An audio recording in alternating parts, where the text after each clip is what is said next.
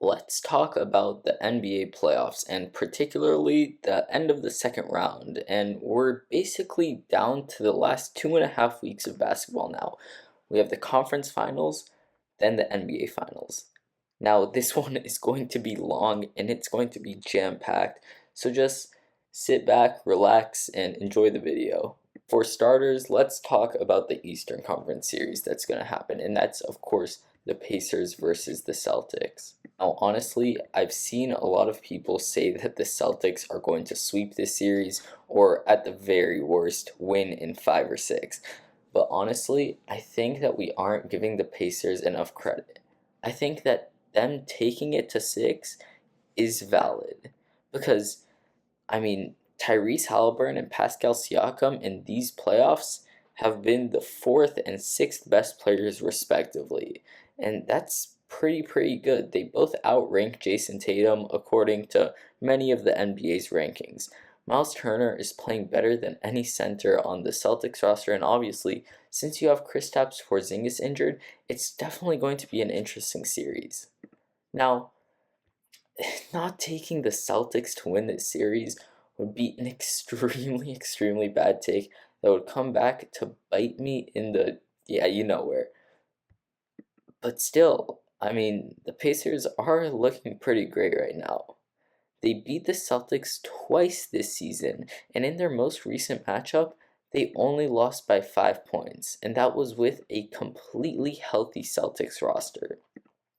People saying that the Celtics are going to win this easily are very much mistaken. I think that they'll win it, but they'll win it in 6. And if you want my true hot take, just come back when the series is over.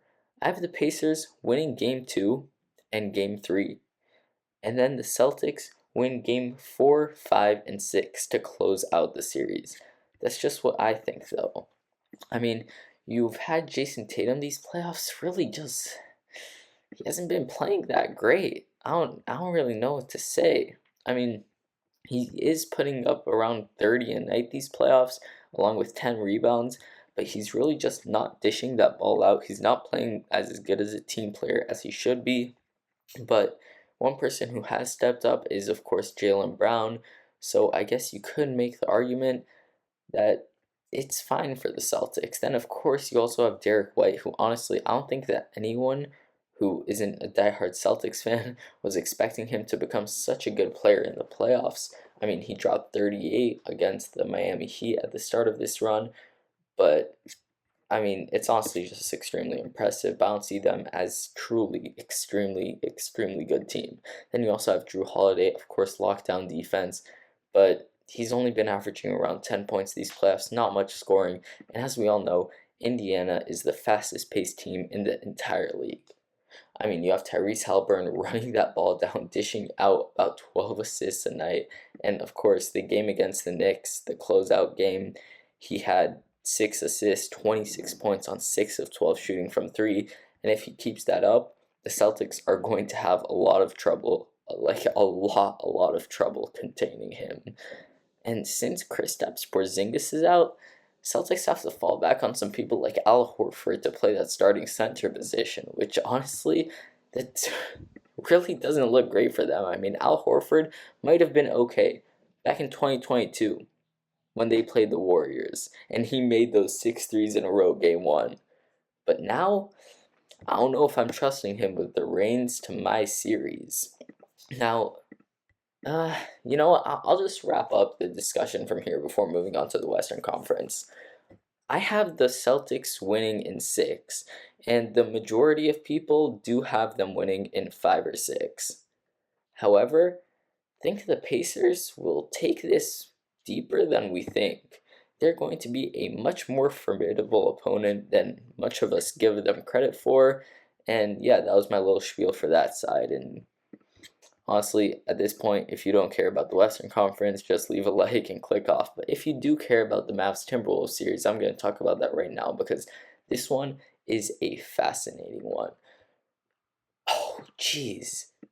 I don't even know where to begin. You have the Dallas Mavericks, Luka Doncic. Guys, jeez. Luka has been great. He's always been great, and these playoffs, he's been particularly great. But then you go to Anthony Edwards. Anthony Edwards, also known as Aura Man, has been one of the best players in these entire playoffs. I mean, a few days ago against the Nuggets, or I guess that was yesterday at the time that I'm recording this, shot 6 of 24 from the field, 2 of 10 from 3, but he stepped it up when he needed to. I mean, he just looks great. He's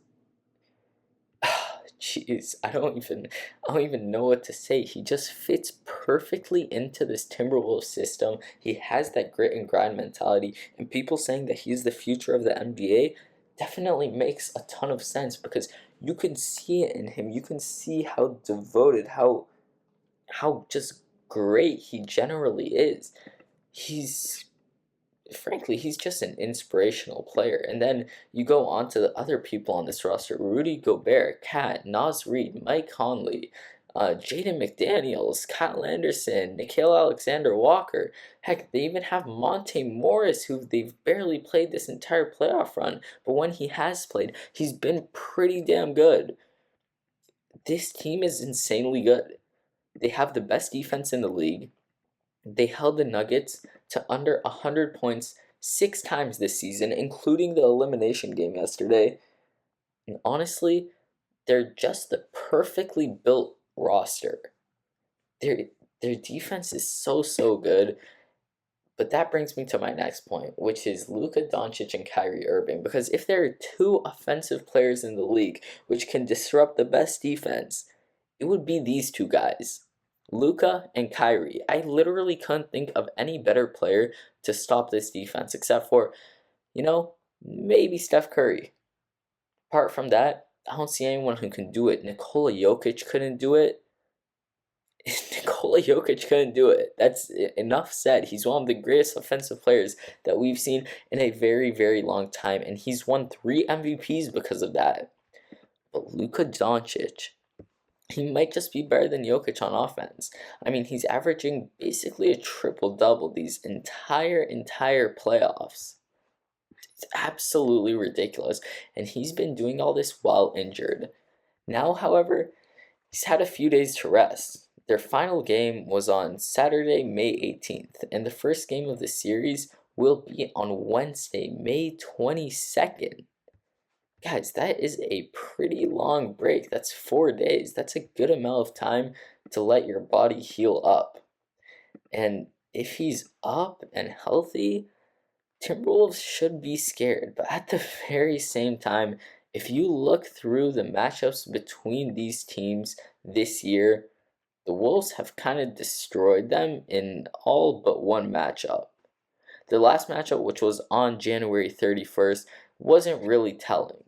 Timberwolves won by 40 points, but basically everyone from the Mavs was gone. Kyrie was gone, Luka was gone, Derek Lively II was gone, Dante Exum, Derek Jones Jr. were out. It just wasn't pretty, and it made sense that they lost. However, the last game that they really played together or against each other, which was when the stars were together, was January 7th of 2024. Obviously, this year, I don't know why I'm saying 2024. Kyrie and Luka combined for 69 points in a 7-point win over the Wolves. And this one, it was pretty crazy because the Wolves just did not play great defense. The Mavs ended up shooting 45% from the field and 37% from 3, which honestly is extremely uncanny for this great, borderline legendary Minnesota defense. You're just not expecting things like that. And this game, it's not like anyone from the Wolves played bad. Anthony Edwards dropped 36 and 10. Cat 34, 7 and 9. Gobert has 17 boards. Naz Reid played pretty damn well. It just didn't click for them, and Kyrie and Luka just exploited their defense, which was they were just extremely strong in this game. However, if you go to the next game in the series, starting to see a recurring theme. Kyrie and Luka out again. And now this was December 28th of 2023, last year. but they were injured. And if these injuries keep rolling around like they have for Luka, then the Wolves are going to win by a ton. I mean, Ant dropped 44 on their heads, even though Tim Hardaway Jr. had 32 points, and the Wolves still won.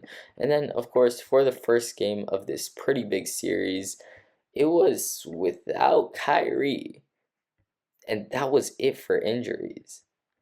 But Anthony Edwards did have 9 points and 11 assists, but on 16% shooting. I'm sorry if I sound a bit disorganized. I'm just going through everything here. But Anthony Edwards played horribly. The Mavs absolutely locked them down. And all these games have one thing in common. All the 4 games that I just went through, they were all dictated by runs. In all of these games, there were a total of about 120 points scored from runs, which basically means that one team scores a ton, the other team doesn't score much. For example, in the last game that I just mentioned, the game on December 14th, where Kyrie was injured, the Mavs went on a 14-0 run, the Wolves went on a 20-6 run, the Wolves went on an 18-6 run, Luka Doncic had an 11-point streak. It's basically just dictated by who can control the most tempo in the game, if that makes the most sense. Who has the most momentum? And the Wolves feed off of momentum. Because after that Game 6 win against the Nuggets, which was at home, they came into that Game 7 looking pretty dang good. And we all know how that ended up. They came back from down 20, a 30-point swing, something biggest ever in NBA playoff history, biggest Game 7 comeback. Just extremely impressive. Additionally, once you have players stepping up on both sides of things, obviously we all know that Kyrie is a playoff riser. We know that Luka is a playoff stay the samer. He's great all around. PJ Washington has risen big time these playoffs. Derek Lively II is honestly just, oh my, that man, that honestly, it's his first season in the league, and he's doing pretty insane stuff.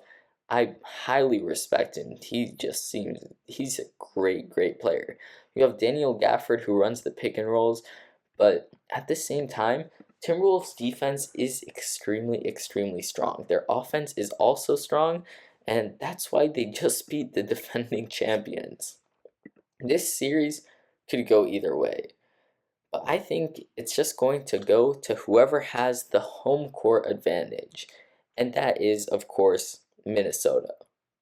Give me Wolves in 7. Is that a valid take?